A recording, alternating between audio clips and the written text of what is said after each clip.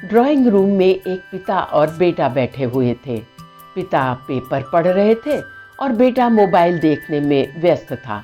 अचानक drawing room में बैठे हुए बाप बेटे दोनों को ही किचन से कोई कांच का बर्तन टूटने की आवाज सुनाई दी।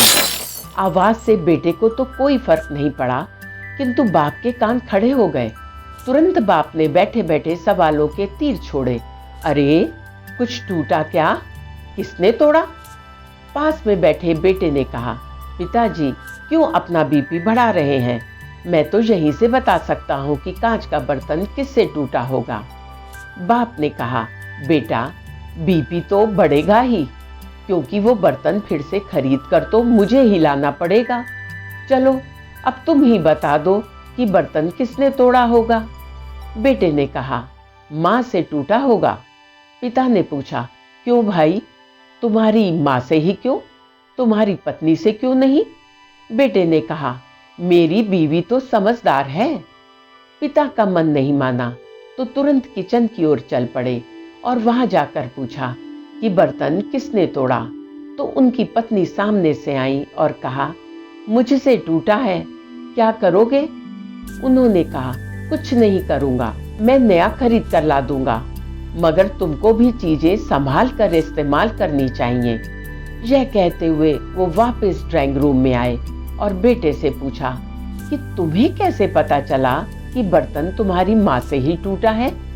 बेटे ने जवाब दिया, पिताजी अगर बर्तन मेरी बीवी से टूटता तो पीछे से तुरंत डांट की आवाज सुनाई देती, मगर बर्तन तो माँ के हाथों से टूटा, इसलिए पीछे से कोई भी आवाज नहीं आई। अब हम आपको किचन रूम का हाल बताते हैं। ससुर के जाते ही बहू ने सास के पैर पकड़ लिए और कहने लगी, माँ जी आप बहुत अच्छी हैं और हर बार आप मेरी गलतियां छुपा लेती हैं। यह कहते हुए बहू माँ जी के गले लग गई। दोस्तों, इस छोटी सी कहानी का सार बहुत ही सरल है। अक्सर हम लोग किसी भी स्थिति के संबंध में पहले से ही अपनी अपनी धारणा बना लेते हैं और सोचते हैं कि वही सच है, मगर अक्सर ऐसा होता नहीं है। इसीलिए कहा जाता है कि किसी भी निष्कर्ष पर पहुंचने से पहले हमें वस्तु स्थिति की सही और पूरी जानकारी अवश्य ले लेनी चाहिए। ऐसा न करने पर साधारण स्थिति भी अनचाहे ही जटिल हो सकती है। आशा है ये शिक्षाप्रद कहानी आपको पसंद आई होगी। इस कहानी पर आपकी क्या राय है, हमें कमेंट बॉक्स में लिखकर जरूर बताएं। कहानी पसंद आई हो तो लाइक करना बिल्कुल भी ना भूलें। अगर आप इस चैनल पर नए हैं तो इसे सब्सक्राइब भी अवश्य ही करिए। कहानी सुनने के लिए आपका धन्यवाद।